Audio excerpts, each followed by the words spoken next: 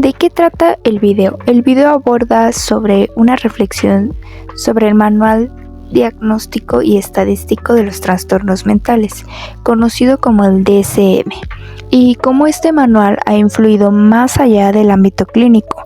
Lo que se plantea es que el DSM no solo sirve para clasificar trastornos, sino que también tiene un papel importante en la forma en que la sociedad entiende la salud mental, la normalidad y lo que se considera una conducta adecuada o inadecuada. A partir de ahí, el video propone mirar al DSM con una postura crítica, señalando que su impacto no es solo médico, sino que también social y económico. Esto abre a hacernos la pregunta si realmente el manual busca comprender el sufrimiento humano o si en parte responde a las necesidades del sistema donde vivimos. ¿Cuántas y cuáles son las críticas que se plantean? Se desarrollaron 3 críticas principales. La primera es la mercantilización del diagnóstico. El DSM se presenta con un manual científico, pero también es una marca registrada que genera ganancias.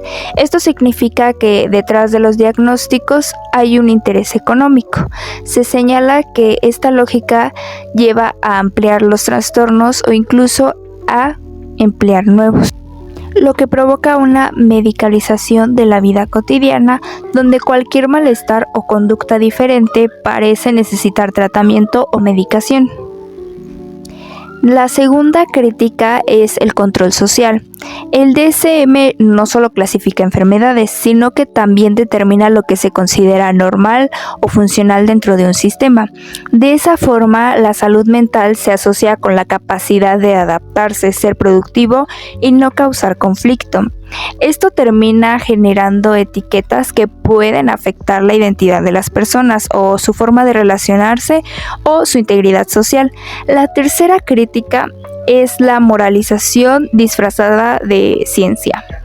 Aunque el manual aparenta ser neutral, sus criterios reflejan valores y juicios sociales. Un ejemplo es cómo ciertos comportamientos son vistos como trastornos, mientras otros, como la ambición o la búsqueda del éxito a cualquier costo, no son patologizados, sino incluso valorados.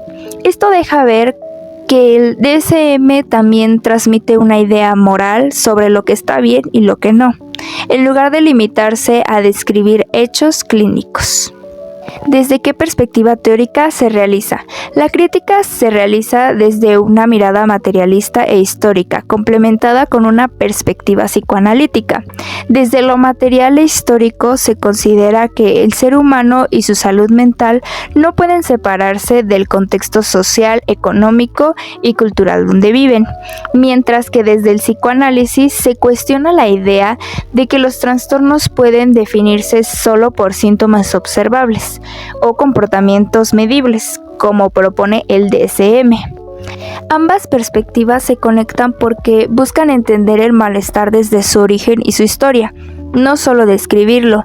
En lugar de enfocarse en etiquetar, invitan a comprender qué hay detrás del sufrimiento, reconociendo que cada sujeto se forma en relación con su entorno y con los significados que lo atraviesan. ¿En qué ensayo o libro se basan los argumentos? Las ideas del video toman como base el ensayo Clasificar en Psiquiatría, donde se analiza críticamente el papel del DSM y cómo sus categorías no son solo técnicas, sino también políticas y culturales. El texto explica que la clasificación de los trastornos está vinculada a la forma en que el sistema económico necesita que los sujetos se comporten. Según el autor, ¿el materialismo histórico se debe tomar en cuenta o perjudica su entendimiento? Desde este enfoque, el materialismo histórico ayuda a comprender de forma más completa el DSM. No lo perjudica, sino que lo sitúa dentro del contexto en el que fue creado. Analizarlo desde ahí permite entender por qué ciertos comportamientos son diagnosticados y otros no. El problema es que el manual ignora esas condiciones sociales y se enfoca únicamente en el individuo, dejando fuera los factores estructurales que influyen en el malestar. Por eso el materialismo histórico no busca eliminar el DSM, sino mostrar sus límites y lo que hay detrás de su aparente subjetividad. ¿Qué es la normalidad psicológica? La normalidad psicológica no es algo fijo ni universal. Lo que se considera normal depende del contexto social, de la cultura y del momento histórico.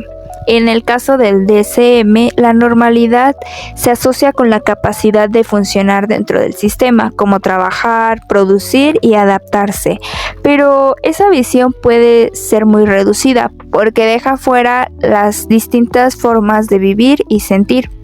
Lo que para una persona es una forma válida de expresar su mundo interno, para otra puede verse como un síntoma. Por eso, más que buscar una normalidad, lo importante sería entender la diversidad psicológica y no imponer una sola forma de ser o de sentirse bien. ¿Qué es una práctica aséptica y por qué se relaciona con el conductismo? Una práctica aséptica es aquella que pretende ser neutra, sin valores y sin ideologías. En el campo de la psicología, en el conductismo suele presentarse así, como una ciencia subjetiva que solo observa conductas sin involucrar emociones, historia personal o contexto social. Sin embargo, esta supuesta neutralidad también es una postura ideológica, porque evita conocer o reconocer que detrás de toda práctica hay una visión del mundo. El autor critica esa idea porque considera que tanto el conductismo como el DSM ignoran el trasfondo social y humano del sufrimiento, reduciendo a las personas a comportamientos o síntomas que deben ser corregidos. ¿Qué tipo de psicólogos o perspectivas usan el DSM? El DSM suele ser utilizado por psiquiatras, psicólogos clínicos y profesionales del área médica, especialmente quienes trabajan con enfoques conductuales, cognitivos o biomédicos. Esto se debe a que el manual sirve como una guía clara para diagnosticar y establecer tratamientos. Sin embargo, también hay perspectivas como la psicoanalítica, la humanista, que lo miran con más distancia o crítica, usándolo solo como referencia. Desde mi punto de vista, el DSM puede ser una herramienta útil para orientar, pero no debería definir completamente lo que es o no un trastorno. Cada persona tiene una historia distinta y reducirla a una etiqueta puede ser que invisibilicemos las causas reales de su malestar. La psicología debería mantener una mirada más amplia, que no solo se enfoque en clasificar, sino en entender al ser humano en su contexto, en sus vínculos y su subjetividad. En conclusión, el DSM es una herramienta importante, pero también representa una forma de poder. Define qué es lo normal, lo patológico, lo que debe ser tratado, y eso tiene implicaciones sociales profundas. Por eso, es necesario verlo con una mirada crítica, reconociendo que ninguna práctica es completamente neutral. Entender la salud mental requiere algo más que clasificar síntomas. Implica reflexionar sobre las condiciones en que vivimos y sobre cómo esas condiciones influyen en lo que sentimos y en la forma en que nos entendemos como personas.